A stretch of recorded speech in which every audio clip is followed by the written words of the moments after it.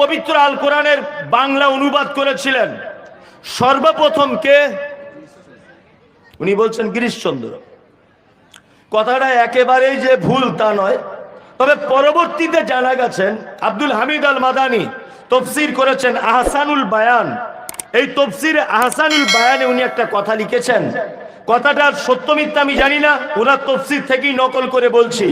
উনি বলেছেন, বিস্তারিতটা অন্য বইয়ে পড়েছি, উনি পানির জাহাজে ওনার মায়ের সঙ্গে হজ করতে যাওয়ার সময়তে পানির জাহাজ সমুদ্রে ডুবি হয়ে মারা গিয়েছিলেন, তবে তিনি কমপ্লিট করতে পারেননি বাংলা। পরবর্তীতে গিরিশ বাবু তিনি করেছেন, তবে গিরিশচন্দ্র তো সর্বনাশ করে দিয়েছে। কোরআনের বাংলা অনুবাদ করেছে কিন্তু কোরআনটাকে সর্বনাশ করে দিয়েছে। যাই হোক, ওটা আমি বলছি না আজকে। আচ্ছা যাই হোক, গিরিশচন্দ্র বাঙালি মুসলমানদের একটু হলেও উপকার করেছে কি করেনি? করেছে কি করেনি? করেছে। আমাদের মাঝে একজন মহিলার আবির্ভাব ঘটেছিল, আপনারা জানেন, তার নাম হচ্ছে মাদার টেরিসা। নাম শুনেছেন? Mother Teresa.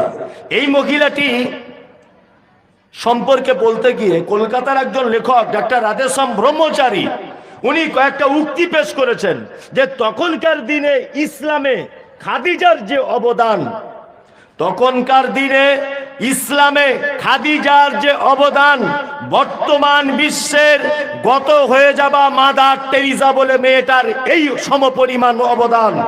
উনি করেছেন অনাথ আশ্রম, উনি করেছেন বৃদ্ধাশ্রম, উনি করেছেন হসপিটাল, উনি করেছেন স্কুল, উনি করেছেন রাস্তা, উনি করেছেন অনাথ আশ্রম, উনি গরিবের পাশে সারা জীবন ছিলেন। কিন্তু আল্লাহ তাআলা পবিত্র কোরআনে সূরা নূর এক জায়গাতে বলেছেন যে আমি কিয়ামতের মাঠে প্রত্যেক আমলকারীর আমলের কাছে মনোনিবেশ ঘটাবো, আমলের কাছে গিয়ে বলবো, এই গিরিশচন্দ্র, ওই পাহাড় সম পরিমাণ নেকি দেখতে পাচ্ছ? বলছে আল্লাহ হ্যাঁ দেখতে পাচ্ছি। বলছে এটা কিসের জানো? বলছে কিসের? কোরআনের বাংলা অনুবাদ করেছিলে গিরিশচন্দ্র, ওই নেকিটা দেখো তোমাকে দিয়েছি। মাদার টেরিসা, তুমি ভগবান গোলাতে অনাথ আশ্রম করেছিলে? হ্যাঁ করেছি। ওই দেখো পাহাড় সম পরিমাণ নেকি, ওইটা তোমার। তুমি বৃদ্ধাশ্রম করেছিলে? করেছি। ওই দেখো পাহাড় সম পরিমাণ নেকি, ওটা তোমার। তারপরে এসেছে মমতা খালার নাম। খালা ইফতার খাইয়েছিলে রমজান মাসে? হ্যাঁ খাইয়েছিলাম। ওই দেখো পাহাড় সম পরিমাণ তোমার নেকি। সবার নেকি আল্লাহ তাআলা দেখাবেন। দেখানোর পরে বলবে, ইমান ছিল গিরিশচন্দ্র? ইমান এনেছিলে? না ইমান আনেনি। খালা ইমান এনেছিলে? না আমি তো ইমান আনার টাইমই ছিল না, ধর্ম যার যার উৎসব সবার, সারা জীবনে এই স্লোগানই দিয়েছি, আমার তো টাইমই ছিল না কলেমা পড়ার। এই মাদার টেরিসা, আমি তো সারা জীবন জনগণের সেবা করতে করতেই চলে গেল, আমার তো ঈমান আনা হয়নি। কোরআনের শব্দ এসেছে হাওয়া মানসুরা, সমস্ত ভালো কাজের নেকিগুলিকে আল্লাহ তাআলা ধুলোর ন্যায় ধূলিসাৎ করে দিবে। তার মানে বোঝা গেল ঈমানের অবস্থাতে কোন মানুষ যদি ভালো কাজে না করে, তার ভালো কাজ আল্লাহর দরবারে 10 পয়সাও দাম নাই। আছে? নাই।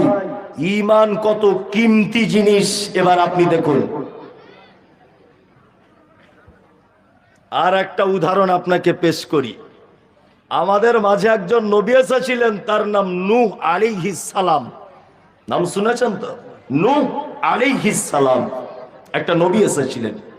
এই নবীটা সম্পর্কে কোরআনে একটা আজীব শব্দ ব্যবহার করা হয়েছে, লাইলাম ওয়া নাহারা, মানে রাত এবং দিন অবিরত 950 বছর তিনি ইসলামের দাওয়াত দিয়েছেন। 4 বেটা নবী নূহের। কয় বেটা? 4। একটার নাম হাম, একটার নাম শাম, একটার নাম ইয়াফাজ, একটার নাম কেনান। 4টে বেটা, হাম শাম ইয়াফাজ আর কেনান, 4 বেটা। নবী নূহ আল্লাহকে বলছেন, আল্লাহ আমার শিরার উপশিরার তেজ কমে গেছে, হাঁটুতে শক্তি নাই, ঘর মে আগ লাগি है घर ही के चिराग से, আপনার বাড়িতে যদি আগুন লাগে, এই আগুন নয় আপনার স্ত্রীর অসাবধানতায় লেগেছে, নয় আপনার বেটার অসাবধানতায় লেগেছে, নয় আপনার অসাবধানতায় আগুন লেগেছে, কেউ লাগিয়ে দিতে আসেনি। আর একটা প্রবাদ আছে, ঘরের শত্রু বিভীষণ। কিছু কিছু মানুষ ঈমান এনেছে, 40, 50, 60 জন মানুষ। নিজের আপন ছোট বেটা, তার নাম কেনান।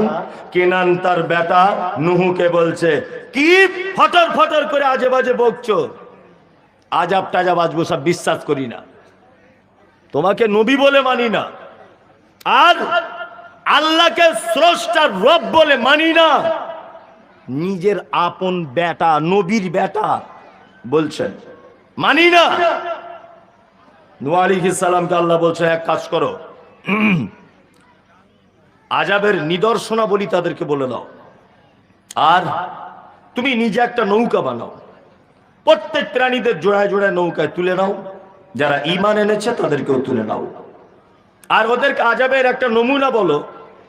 আযাবটা হবে পানি দিয়ে।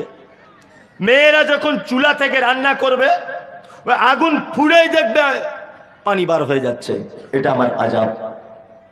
নূহ আলাইহিস সালাম নৌকা তৈরি করে, বিস্তারিত ঘটনা বলছি না, নৌকা তৈরি করলেন, সবাইকে তুলে নিলেন। যাই হোক, আযাব শুরু হয়েছে, চুলো থেকে পানি উঠছে। মেয়েরা ছেলেরা দলে দলে নুহুকে এসে বলছে, নুহ কি জাদু করিলা, হ্যাঁ, যে চুলোর ভিতর থেকে আগুন পানি উঠছে। নুহু বলছে, আযাব সবে শুরু হয়েছে, এখনো বলছি ঈমান আনবে তা না। বেটা, ছোট বেটা কেনান বলছে, আব্বা তোমাকে নবী বলে মানি না, তোমার আল্লাহকে আল্লাহ বলে মানি না। তোমার আল্লাহ এত দামি, তোমার আল্লাহ এত বড়, কিন্তু তোমার আল্লাহর এত পাওয়ারফুল, এত ক্ষমতা, কিন্তু তোমার আল্লাহর তো দেখছি 10 পয়সাও দাম নাই। তোমার আল্লাহ সামান্য পানি চুলোর ভিতর থেকে বার করে মানুষকে কেমন করে মারবে, এটা তো আশ্চর্য ব্যাপার। আযাব আমরা বিশ্বাস করি, এটা আবার আযাব হয়? পানি আস্তে আস্তে করে বাড়ছে, এক হাঁটু হলো, এক গলা হলো, সবই হলো, বেটা হাবুডুবু খাচ্ছে। তখন নুহু বলছে, বেটা আযাব বিশ্বাস হচ্ছে তো, আযাব বিশ্বাস করছো? তখন বেটা আবার বলছে, তোমার আল্লাহর এই পাওয়ার আছে যে যদি পাহাড়ে পানি লাগিয়ে দিবে? তোমার আল্লাহর এই ক্ষমতা আছে যদি পাহাড়ে লাগাবে? আল্লাহ বলছে, দাঁড়া, আমাকে তো চিনিস না, তোর 12টা বাজাবো। যদি পাহাড়ে উঠেছে কে? কেনান, নিজের ছোট বেটা। আল্লাহ বলছে যদি পাহাড়।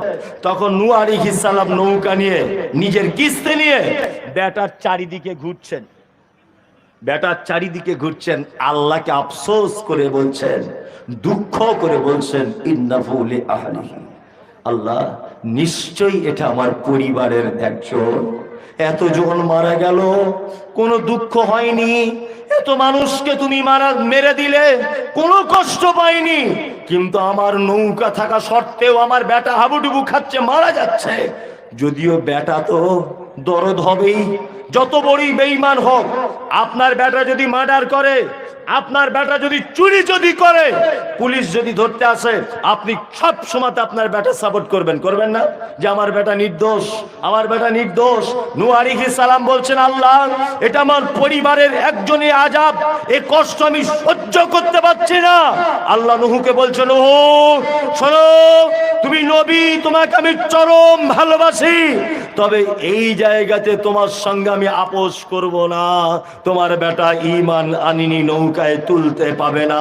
বোঝা গেল, ঈমান যদি না থাকে, খোদ নবীর বেটা হয়েও বাঁচা যাবে না। আল্লাহ তাআলা বলছেন, ইল্লাল্লাযীনা আমানু ওয়া আমিলুস সলিহাত। জাহান্নাম থেকে বাঁচবে কারা?